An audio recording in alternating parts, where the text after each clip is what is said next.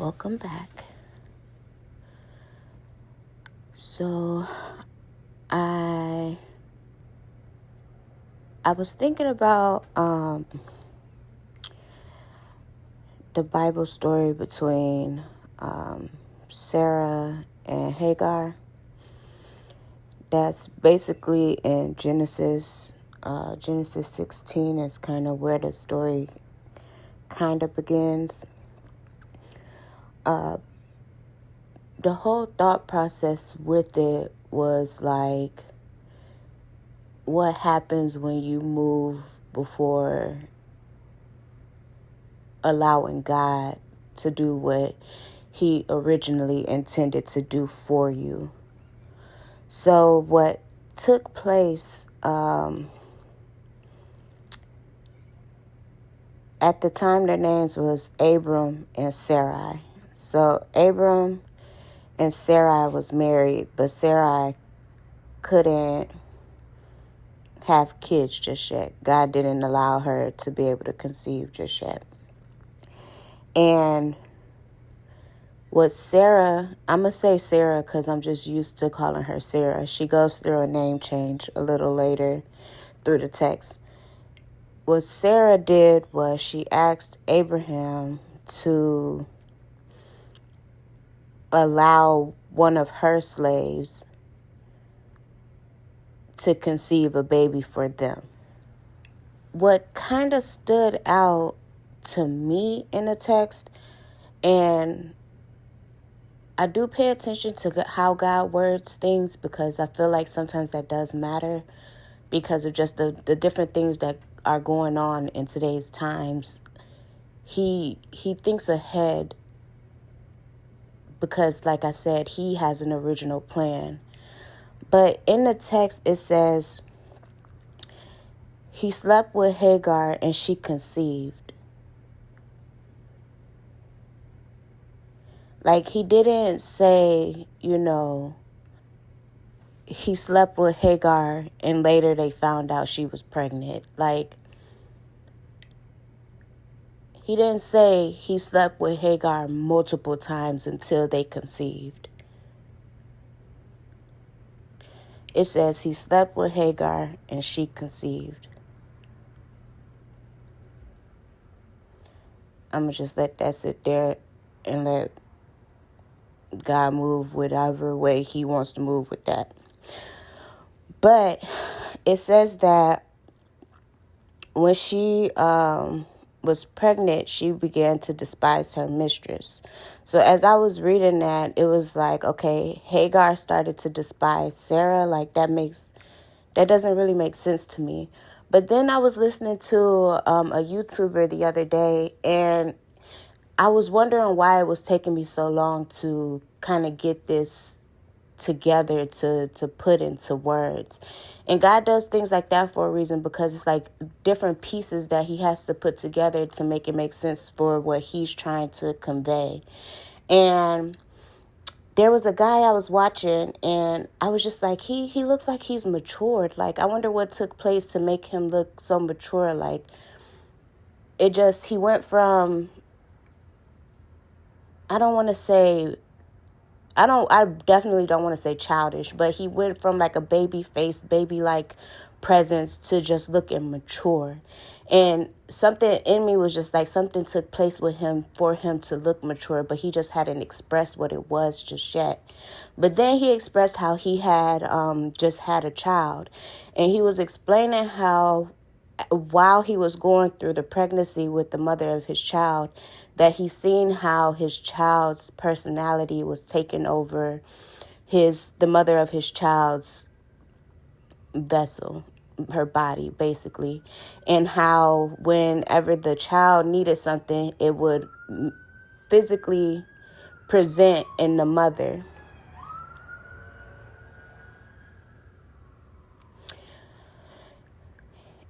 And it made sense because it was just like, it just made sense. It made sense to me when I heard it. And it was just like, okay, I can see how that spiritually ties in. So before I'm all over the place, going ahead of God can, for like this situation, lead to things like outside children. God originally had a plan for Sarah and Abraham. He had a promise that he already had predestined for their marriage. But because Sarah was so anxious to have a child, and Abraham went along with it and ended up having Ishmael prior to the actual promised child, which was Isaac. And from the very beginning, there was animosity between Hagar's seed and Sarah. I don't want to say Sarah's seed because it was really Sarah. And Sarah was the cause of going ahead of God. So the animosity already was there because it was more so like, how did Sarah feel not being able to have a child by her husband? And then seeing that her husband's not the problem because he's able to have children with other women. So it's like there's that internal conflict amongst Sarah herself, because it's just like, why can't I have children with my husband? And then it's like, now you've had children with my slave and she's got a built up anger towards me. Like, I didn't just let you have a child with my husband. Like, it sounds crazy because it is crazy because it wasn't God's original plan, you know? So with that, it was just like, there was already a tension forming before Ishmael even got here or was even born.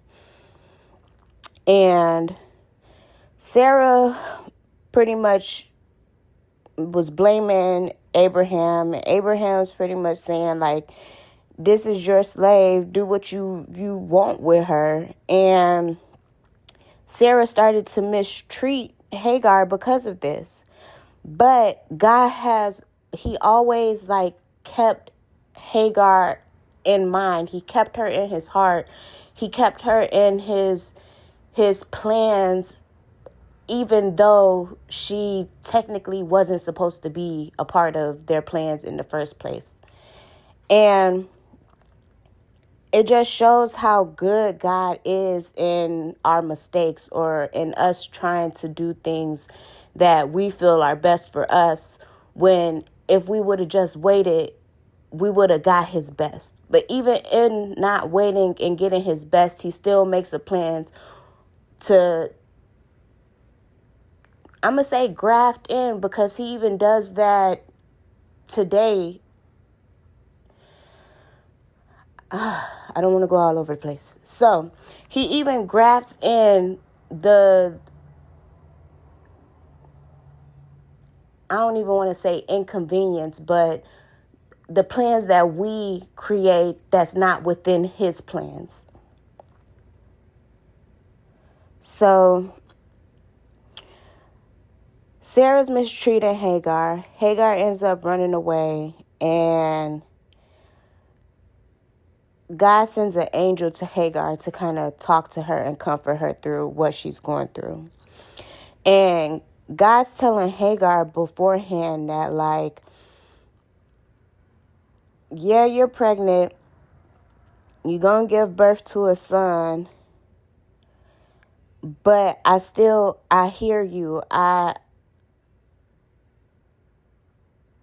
going to comfort you through this. But I'm going to tell you about how your son's going to live because of what is all taking place. And he pretty much tells Hagar beforehand that, you know, what to name her child, which was Ishmael. how Ishmael was going to live and who he was going to end up being. She was just saying, God told her that he was going to be a wild man, and how he was going to have hostility towards his brothers pretty much in his life. But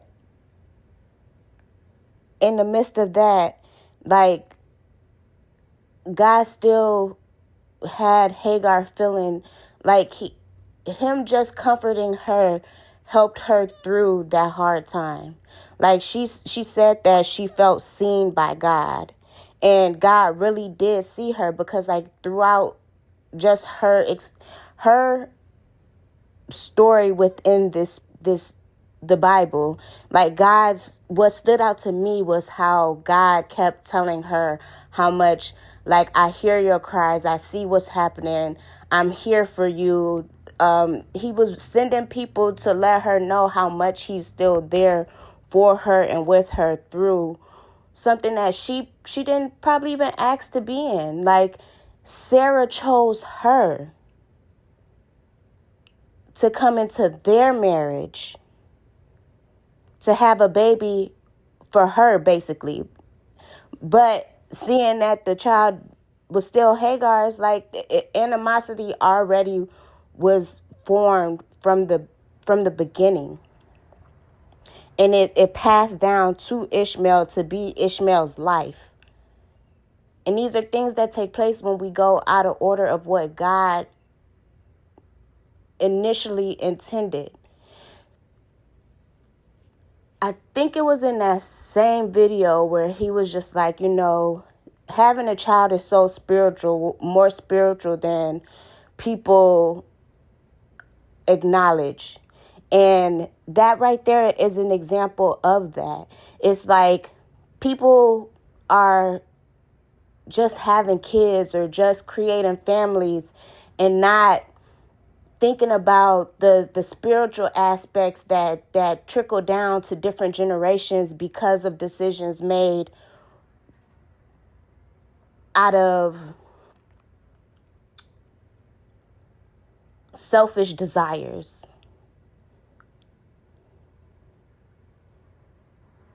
And that was just on a Hagar experience with God level. Like, there's different people's emotions that take place in just decisions made amongst people. So even amongst Abraham and both of these women, it divided. I don't want to say loyalty. Loyalty was the first word that came to mind when I thought about this. But it was more so it divided his responsibilities. Because even though Abraham had to make decisions based off of a decision that was made between him and his wife and this slave, Abraham continuously chose what his wife said. Like, his decision making still came back to come together with what a decision between him and his wife, even though it affected the added people. I wish I could form this into better words, but now Abraham has Hagar to think about, even though to me it didn't really seem like he took her into consideration as much. It was more so he was thinking more so of Ishmael, because Ishmael was his son, which is understandable because that's his actual seed. But when it came to Hagar, it was just more so like, well, Sarah, that's your slave, like, do what you want. Or it's like a little further in the text, Sarah pretty much told Abraham that Hagar and Ishmael had to go because she saw how Ishmael was taunting Isaac.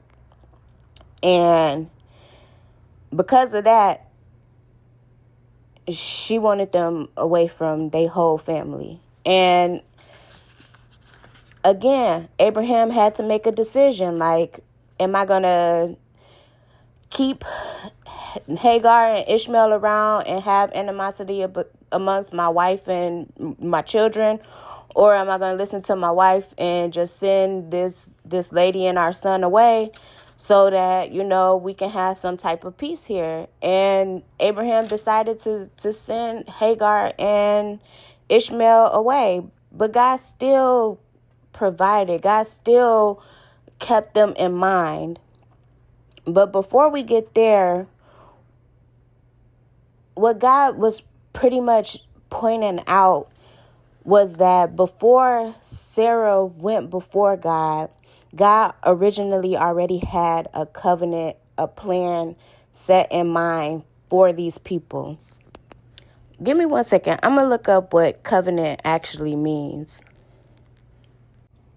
Okay, so whenever I think of covenant, I think of promise. And when I looked up, I just Googled it real quick. It says an agreement, but AI got to get their little 1-2 in. So the AI overview said, it says an agreement, a formal or binding contract, or a promise between two or more parties. And when I think of covenant, I always think of a promise. The promises of God. Like, promise is the first word that comes to my mind when I think of covenant. Even though it's so much deeper than that. That's just one of the words that stood out to me before even seeing this transcript of what covenant means. But what God was showing me through that text was there was different types of covenants taking place. Like, there was a change taking place, and God was starting something new, and he was trying to show them these things that he already had planned from the beginning and what his intentions were through these plans. So his first plan was between Abraham and him. He just pretty much let Abraham know, like, I'm starting something with you, and it's going to be a bunch of nations that's going to come from you. Just keep my promises, stay under my will, follow what I've destined for you, and you'll see what I have planned for you. And in that instance, that's when they went through the name changes. He changed it from calling him Abram to Abraham. And he spoke about the promises that he was going to make through Sarah, or at that time her name was Sarai, and he changed it to Sarah. He let them know that, I'm going to give y'all a son, and his name is going to be Isaac, and the promises are going to keep going through him. But in the midst of that, Abraham's still thinking of his current son. And because he even just spoke it up and mentioned him, God's just like, you know what? I'm going to make nations out of him too. But it'll be separate. The promise is going to be what I originally intended from the beginning.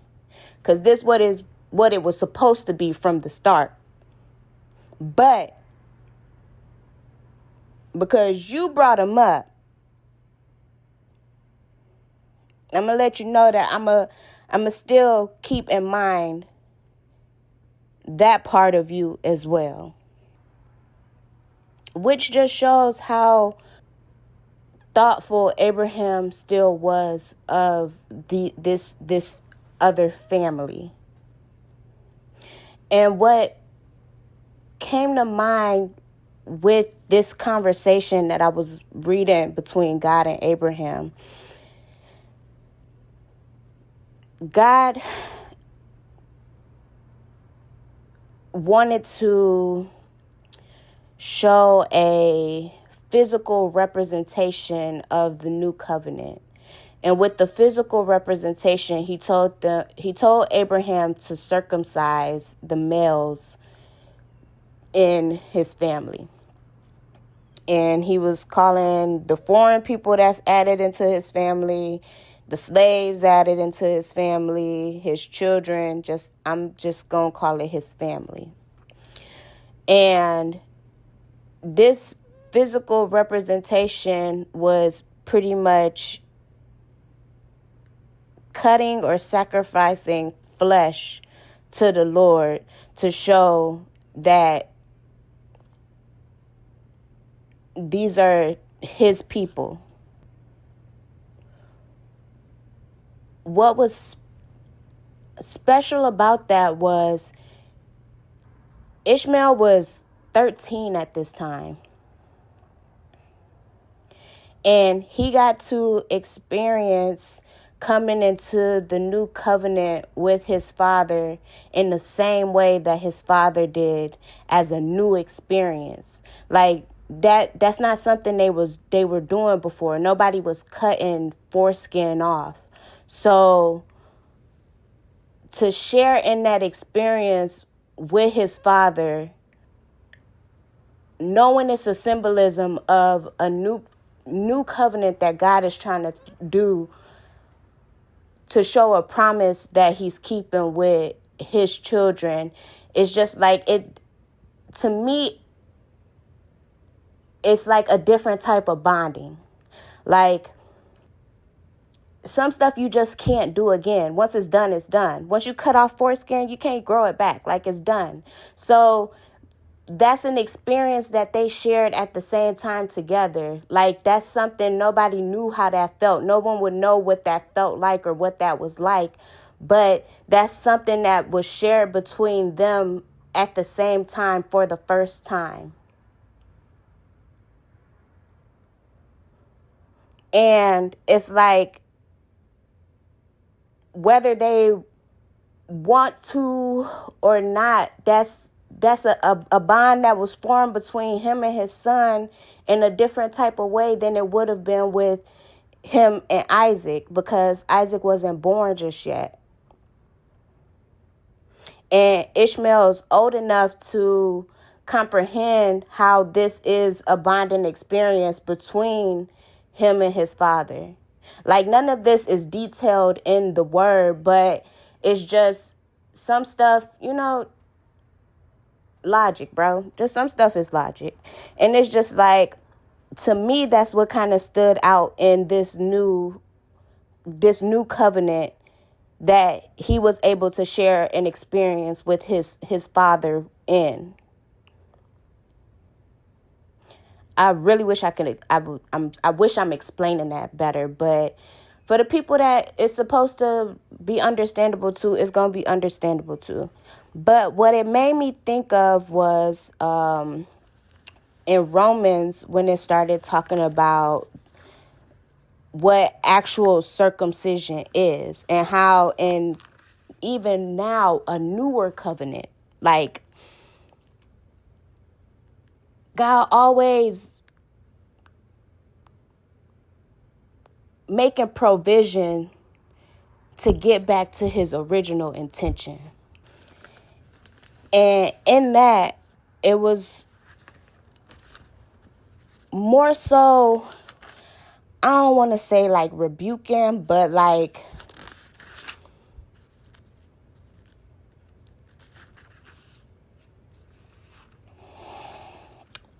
it's like, I'm going to have to say rebuke. Rebuke is the word that's coming to mind right now. It's not as harsh as rebuke, but it's like giving people an understanding of his intentions. So in Romans 2, 1 through, Romans 2. In Romans 2, it's basically telling people how people are passing judgment on other people, and how that judgment is going to be pretty much sent back to them in the same way. And it's saying that God's children are kind of glorified or justified in their behavior because they're like showing a circumcision of the heart compared to people that are following rules of the old covenant and thinking that being circumcised in the flesh matters more than living out what God's intention was with the promises. So it's like, because people are following laws, the laws are going to show you where you're falling short at. And it's showing how people that aren't technically following the laws, but are showing how they're circumcised in their heart because the way they're showing up is more righteous in God's eyes. And it's like these people are putting more emphasis on things they consider our true identity when God's showing up and revealing his identity through his people in the way that they're moving through the Spirit. And I wish I could explain that better, but again, you go read Romans 2 and get what you're supposed to be getting out of it.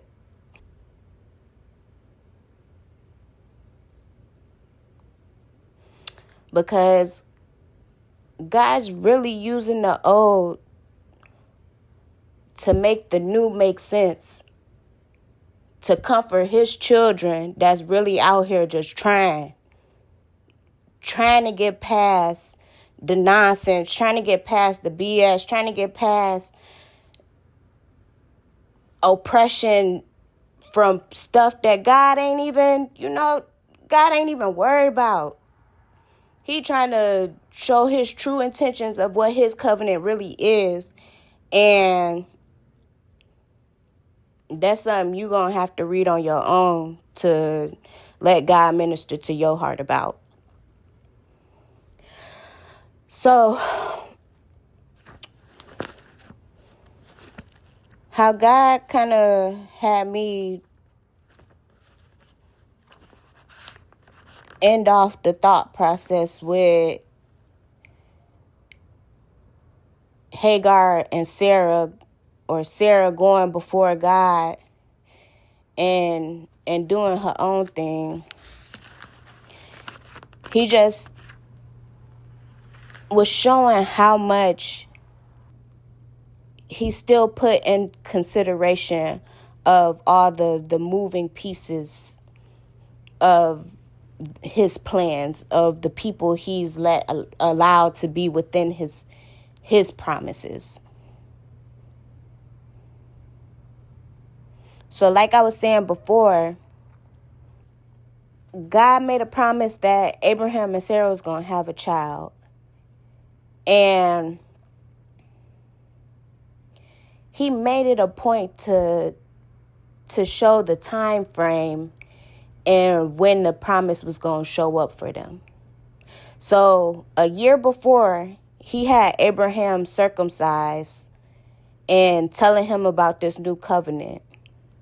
And he told him a year later, him and Sarah was going to have a baby. And a year later, God did exactly what he said he was going to do. Like, God don't always tell us the time frame. That in itself was a blessing for him to tell them the time frame, because he probably did it because he's seen already that they go ahead of time and do things on their own. If, he don't sprinkle a little bit of, let me give you some details in here so you can know. before you mess up my plan again. Like, that probably wasn't the thought process, but that's my thought process with this, because clearly. So they had this baby a year later, and again, Sarah then got upset and then told Abraham to send Ishmael and Hagar away because she felt like Ishmael was going to be a problem with having Isaac around, because he was already kind of mocking him in this text. And Abraham had to make a decision again. He divided on what he feeling, because these are still his children. So what kind of stood out in the text to me was, even though Abraham sent them off, he thought enough of them to give them something that will be needed further down the line, and he probably didn't even know how much it was going to be needed. And it was something that's small. It was small. It was, it says, early that next morning, Abraham took some food and a skin of water and gave them to Hagar. He sent them on her shoulders and then sent her off with the boy. She went on her way and wandered in the desert of Beersheba. So he gave her this water skin. In today's time, it's a big enough water bottle to get them until they get some more water. Like them water bottles that you can refill, basically. But back then, it's water skin. They had, I'm not going to go into details of that, but it was to hold some water. So he thought enough of them to try to provide for them in that aspect for hard times, if they came upon some hard times. And at least they had this to be able to get them through. But like I was saying before, God kept them in mind so much that when they did get to a hard time, they're in the desert. It's hot. They then got low on water supply. And Hagar thinking that Ishmael's about to die. But God already said he was going to make nations out of him. So even though it looked bad, God still had a promise that he was going to keep. So Hagar then put Ishmael under a bush, a tree, some shaded area so he can die. And she goes off to a little side part of area because she talking about she don't want to see her son die. And what stood out is it says that God heard Ishmael crying. And he sent an angel to comfort Hagar yet again, and to tell her that God hears him crying. Like,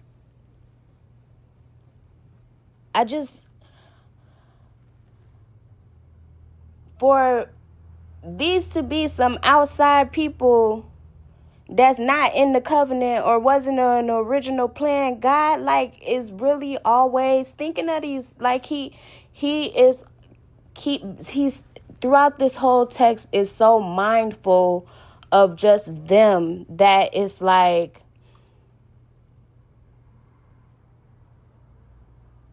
just imagine how mindful he is of the people he got in his covenant. Like, just think about how good he is to be mindful. Like,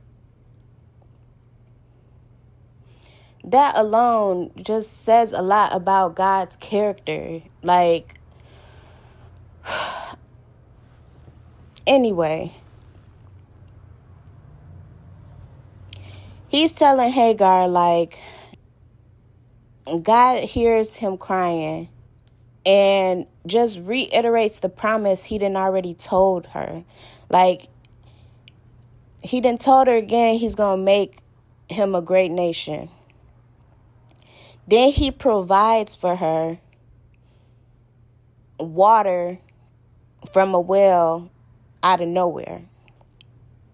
And she's able to use this skin, this watering skin, to be able to get Ishmael water to be able to continue on.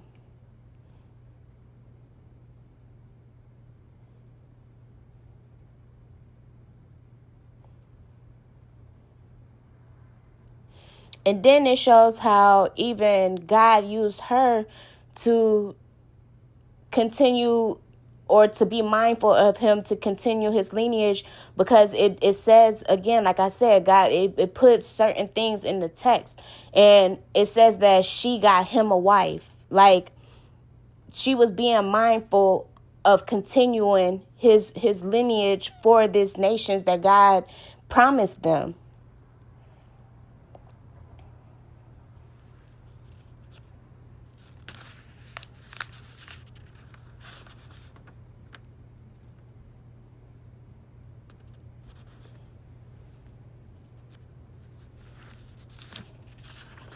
But even with the expression of him keeping his word, he still continues to show how much he keeps his word. So later, or a little further down in the text, it's explaining how Abraham dies, and how God, or Abraham, left everything to Isaac. And that's because that was a part of the original covenant. Like, God told Abraham he was going to make the new covenant through his son, Isaac. And Abraham, God's favor was on Abraham from the beginning. Like, if you read Abraham's text, Abraham had a lot going on, but God kept showing how much he was favoring Abraham throughout his whole life. But God made it a point to let it be known that he was continuing this through his son Isaac. And when Abraham died, the end of the text pretty much says, and that's Genesis 25:11. After Abraham's death, God blessed his son Isaac, who then lived, and then they just say where they lived at. But the whole point is the blessings continued through Isaac. But it didn't stop there. It still showed Ishmael's promises afterwards. So even though Abraham's dead, it starts in chapter 25 verse 12 starts to explain Ishmael's family dynamics, and how God kept his promise to Ishmael's lineage, just in general as well. So it lists out all of Ishmael's kids, and it lists out how they were tribes, and it lists out how long Ishmael lived. But what it also lists out is what he told Hagar from the beginning, that Ishmael was going to live in hostility towards his brothers. And that continued on with Ishmael's children. And it says that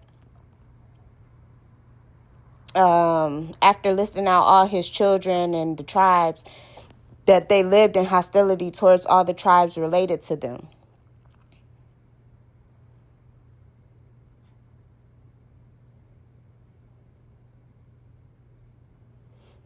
And all this hostility came from going before God.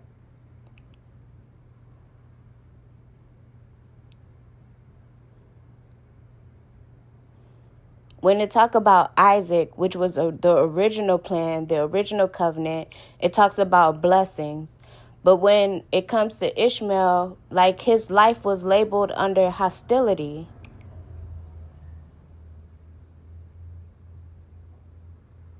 Like, God still kept his promises, but the promise came with hostility. Like,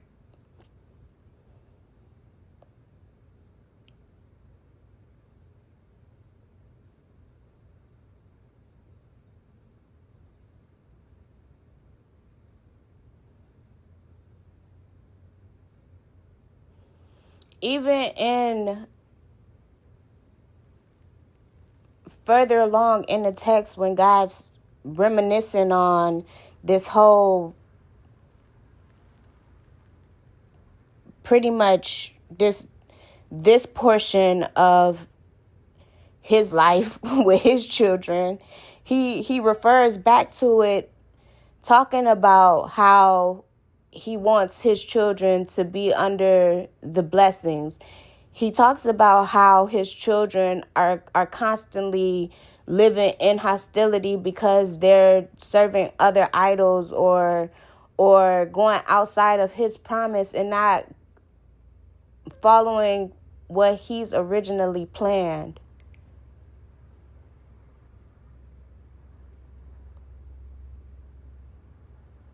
But even in the midst of all of that, God still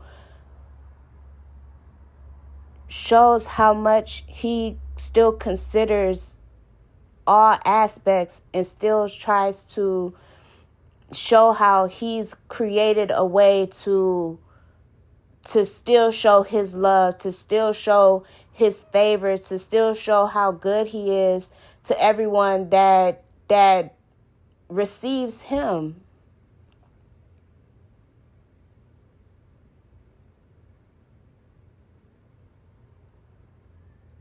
And that's why I said go read Romans 2, because it should circumcise your heart to see what God's trying to do in today's time. Because we still moving like they was moving back then.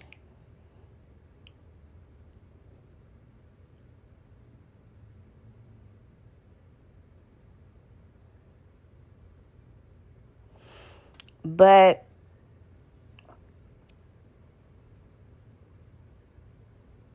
I hope that came out in a way that is understandable. It didn't come out the way that I originally went with the thought as I was reading the text. It didn't come out, or I wasn't able to verbalize it the way that God ministered it to me, for me personally. And that's fine, because that was probably just for me. But like I said, I hope I was able to articulate it in a way for it to minister to you the way God wanted it to minister to you. But that's all I got for now. Until next time.